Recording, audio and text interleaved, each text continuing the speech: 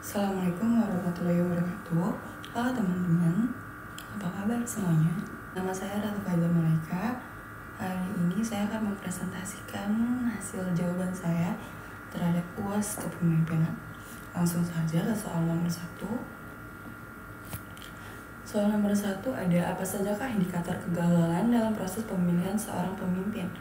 Menurut saya itu ada 5. Yang pertama, manipulasi informasi. Manipulasi informasi itu termasuk penyebaran informasi palsu atau manipulatif selama kampanye pemilihan. Itu tuh dapat mengakibatkan pemilihan yang tidak adil. Pemilih harus memiliki akses pada informasi yang akurat untuk membuat keputusan yang informasional. Yang kedua, ada tidak memiliki visi yang jelas. Pemimpin yang tidak memiliki visi yang jelas untuk masa depan dapat menghambat kemajuan. Kekurangan visi dapat mengakibatkan ketidakmampuan dalam merumuskan kebijakan yang berkelanjutan dan bermakna. Yang ketiga, ada tindakan korupsi. Tindakan korupsi dalam proses pemilihan, baik dalam bentuk suap atau manipulasi lainnya, dapat merusak integritas pemilihan dan menghasilkan pemimpin yang tidak dipilih secara adil. Yang keempat, ada kurangnya transparansi. Pemilihan pemimpin yang tidak transparan dapat menciptakan ketidakpercayaan masyarakat terhadap proses tersebut. Keputusan yang diambil secara tidak transparan dapat menimbulkan ketidakpuasan. Dan yang terakhir, ada kurangnya integritas. Pemimpin yang terpilih harus memiliki integritas yang tinggi. Jika terdapat bukti bahwa calon atau pemimpin terpilih tidak menjaga integritasnya, hal ini dapat dianggap sebagai kegagalan dalam pemilihan. Indikator-indikator tersebut dapat berkontribusi pada kegagalan dalam proses pemilihan pemimpin dan menghasilkan pemerintah yang tidak memenuhi harapan masyarakat. Oke, lanjut ke soal nomor 2. Jelaskan apa saja ciri-ciri dari seorang pemimpin yang sukses dan bagaimana kontribusi pemimpin bagi organisasi.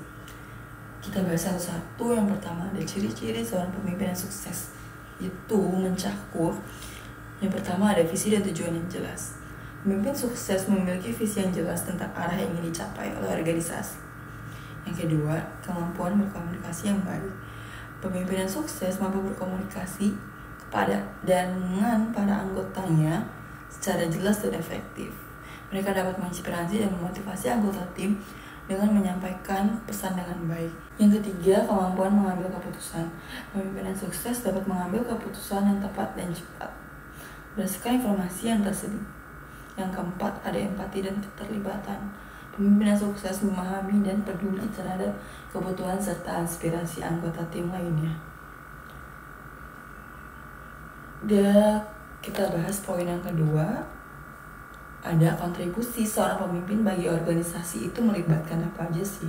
Menurut saya itu melibatkan 5 hal. Yang pertama, ada menciptakan budaya kerja yang positif. Pemimpin yang efektif dapat membentuk budaya kerja yang positif, menciptakan lingkungan di mana para anggota merasa dihargai dan termotivasi. Yang kedua, ada mendorong inovasi dan kreativitas. Pemimpin yang memberikan dukungan untuk ide-ide baru dan inovasi dapat meningkatkan daya saing organisasi dalam pasar yang terus berubah. Yang ketiga, ada pengembangan dan peningkatan kinerja anggota. Pemimpin karyawan itu maksudnya kinerja anggota juga bisa ya. Pemimpin yang peduli terhadap pengembangan karyawan akan membantu tumbuh dan berkembang dalam peran mereka, yang pada gilirannya nanti akan meningkatkan produktivitas. Yang keempat, ada pencapaian tujuan organisasi. Pemimpin yang memimpin dengan efektif dapat membimbing tim menuju pencapaian tujuan organisasi sehingga menciptakan keberhasilan bersama. Yang kelima, ada pemberdayaan tim. Melalui kepemimpinan yang efektif, pemimpin dapat memberdayakan anggota tim berkontribusi secara maksimal, menciptakan tim yang kuat dan berkinerja tinggi.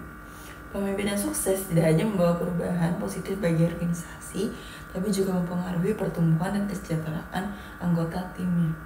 Oke, lanjut ke soal nomor 3. Bagaimana peran pemimpin dalam membentuk budaya organisasi?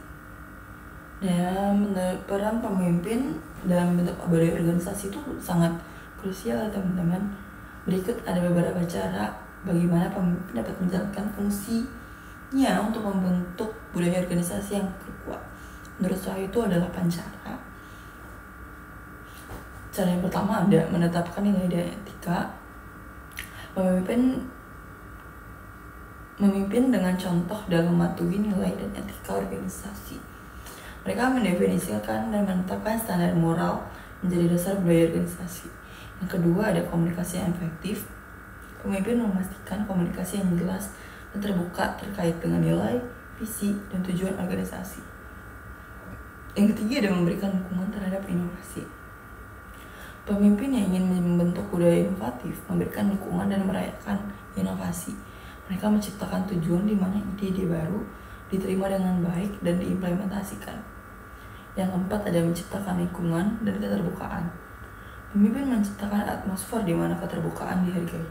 Yang kelima ada membentuk identitas bersama. Pemimpin membantu mengidentifikasi dan mengkomunikasi elemen yang menyatukan anggota tim dalam visi bersama. Yang keenam memberdayakan karyawan. Memberdayakan karyawan maksudnya adalah mengambil tanggung jawab dan inisiatif. Ini menciptakan budaya di mana setiap individu merasa kontribusi yang berarti. Yang ketujuh melakukan evaluasi kinerja yang adil. Pemimpin yang adil dalam evaluasi kinerja membentuk budaya di mana keadilan diutamakan. Yang ke-8 ada merayakan keberagaman. Pemimpin memastikan bahwa budaya organisasi menghargai dan merayakan keberagaman. Melalui 8 pendekatan ini, pemimpin dapat memainkan peran serta dalam membentuk dan memperkuat budaya organisasi, yang pada gilirannya akan membantu organisasi mencapai tujuan jangka panjangnya. Oke, next, soal terakhir, soal nomor 4. Jelaskan kriteria apa saja yang termasuk dalam etika profesi kepemimpinan. Sebelumnya, etika profesi itu apa sih? Menurut saya, etika profesi itu yang lebih rincinya etika profesi kepemimpinan ya. Itu tuh mencakup seperangkat prinsip dan norma-norma moral yang membimbing perilaku seorang pemimpin dalam konteks profesional. Beberapa kriteria utama dalam etika profesi kepemimpinan itu ada 6, ada 10 ya.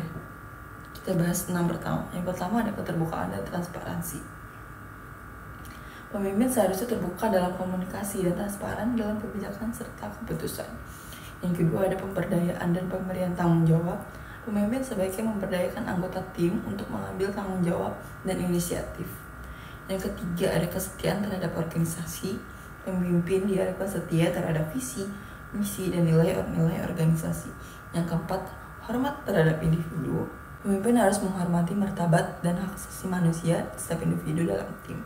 Kelima ada kemampuan berkomunikasi dengan empati. Pemimpin harus dapat berkomunikasi dengan empati, mendengarkan dengan penuh perhatian. Yang keenam ada kemampuan mengelola konflik. Pemimpin harus memiliki keterampilan untuk mengelola konflik dengan adil dan efektif. Dan yang ketujuh, ada integritas. Pemimpin harus bertindak dengan jujur dan konsisten, memegang teguh nilai-nilai moral, dan menjaga kebutuhan pribadi dan profesional. Yang kedelapan, ada kepemimpinan berbasis nilai. Pemimpin harus memimpin berdasarkan nilai-nilai etis. Yang ke-9 ada keadilan. Pemimpin harus memperlakukan semua anggota tim dengan adil. Dan yang 10 ada pertanggungjawaban. Pemimpin harus bertanggung jawab atas keputusan dan tindakan mereka. Oke, mungkin itu saja jawaban dari saya. Terima kasih sudah mendengarkan video ini. Dadah, sampai jumpa. Wassalamualaikum warahmatullahi wabarakatuh.